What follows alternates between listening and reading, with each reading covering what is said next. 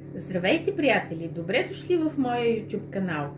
Днес за вас ще направя моята гозба, а именно една селска мусака.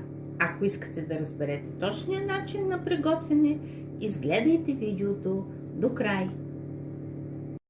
Това са продуктите за нашата селска мусака: приготвената кайма, патладжани, тиквички и зехтин.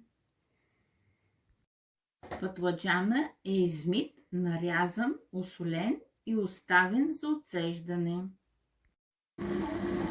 Слагаме си каймата и я надробяваме, за да може малко да се задуши. Това е кайма от заек. Може да използвате всякаква кайма, която вие имате и харесвате. Слагаме си зелените подправки, джоджан и копър и разбъркваме.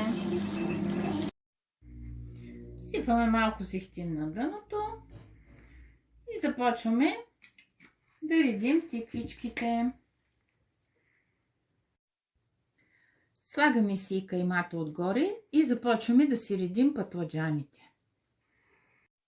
Малко зехтин пак върху патладжанчетата и отново един пласт от каймата.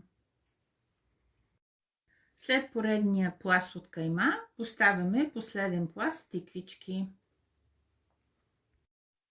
Слагаме си в загретия зехтин сол и червен пипер, да могат да си пуснат червения пипер ароматите. И накрая заливаме с зехтин, червен пипер и сол и ще я поставя във фурната на 200 градуса за половин час. Приятели, ако ви е харесала тази моя рецепта, споделете я с ваши приятели. Абонирайте се за моя YouTube канал.